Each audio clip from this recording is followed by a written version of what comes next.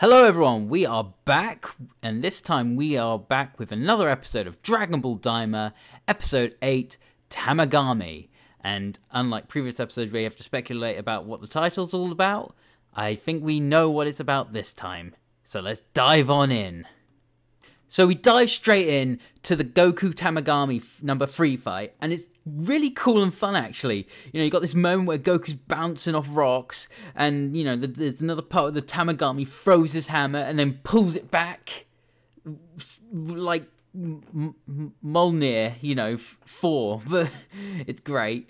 So, I was watching the first bit of the fight, thinking, you know, Goku's fighting in base, but this guy is supposed to be at least a Dabura level threat, so he surely has to go all the way to at least Super Saiyan 2, because that's how strong Dabura is.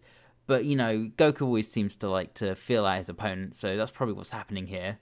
So, after a bit of back and forth, Goku and the Tamagami's fight draws a crowd. Obviously, I think they said that no one's challenged Tamagami in like 20 years, so this is, you know, a big spectacle, and obviously Goku's holding his own, so everyone in the town's kind of interested to see what's going to happen here. And I love, just before they bounce back to Goku and the Tamagami, there's a little bit with Glorio, Pansy, and the Supreme Kai, where Supreme Kai calls Goku a genius, essentially a fighting genius, obviously, because we know Goku's not a smarts genius. But it's nice to see him, you know, give Goku a compliment. So then the fight enters its next stage, and Goku gets the Tamagami's hammer thrown at him, and he's pinned between the hammer and a cliff. He's pushing the hammer back with a power pole, and it looks like he's about to get crushed. But then what happens? Obviously, he takes it up to the next stage. He goes Super Saiyan, and the fight can start getting serious. And I love this cool shot as just as before he transforms into Super Saiyan, his eyes get the Super Saiyan blue glint in them, you know, before the transformation happens. It's a nice little touch, I think. And then to commemorate the fight going to its next stage, Goku breaks the Tamagami's hammer and puts away his own power pole so they can just fight hand to hand, which is also cool.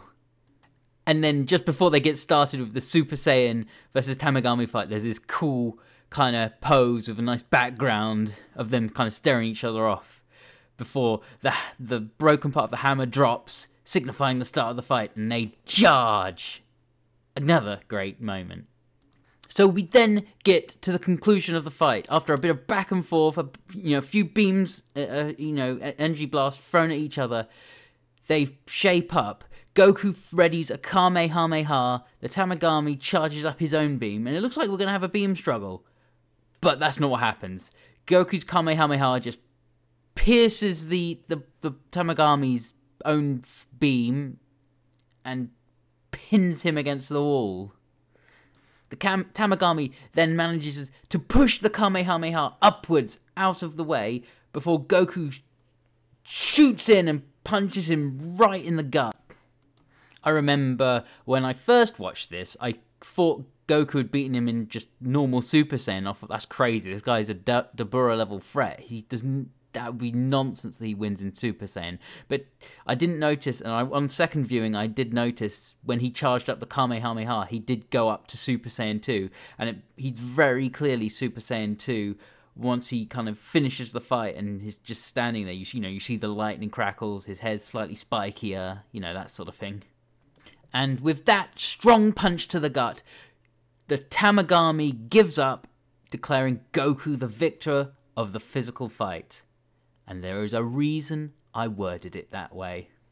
They have one final battle, so to speak, and it's cups, or, you know, whatever that game's called, where, you know, you've got a bunch of cups and you hide a ball underneath one of them and move them real fast.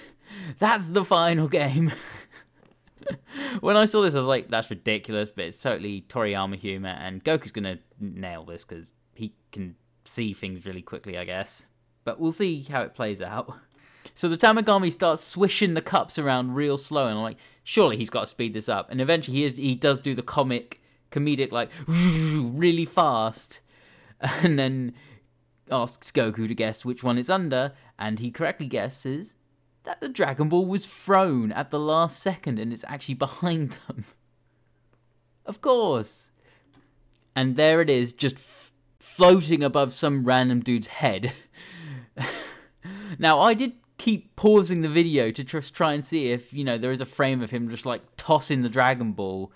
But I didn't see anything, so it just apparently happened. But that's what happened. He just tried to throw it at the last moment and trick Goku, but he didn't succeed. They do show a frame of the Tamagami throwing the Dragon Ball, but I don't think that was in the original animation of him spinning the cups. I think they just kind of said, this is what he did. So Goku gets the Dragon Ball, and as they're walking away, of course, we get Glorio being a sussy baka again. He's talking to Arins again, telling her that they've secured the Dragon Ball. As they're leaving, though, there's this cool scene of the Tamagami number 3 doing a Kamehameha pose. So Goku's obviously left a lasting impression. So anyway, we switch scenes, and now we're with Goma and Degas. Forgot his name for a moment there. They're back to watching bits of the Majin Buu saga, and this time it's Vegeta's sacrifice. And I don't understand if she's a time traveler or she somehow knew that Majin Buu would be blown into bits. But they show that Arins is at the site of that happening, and she scoops up a bit of Majin Buu and in a container. What? Like, why? Like, how would she know that was going to happen? She's either a time traveler or she's got prophecies or whatever. This is crazy.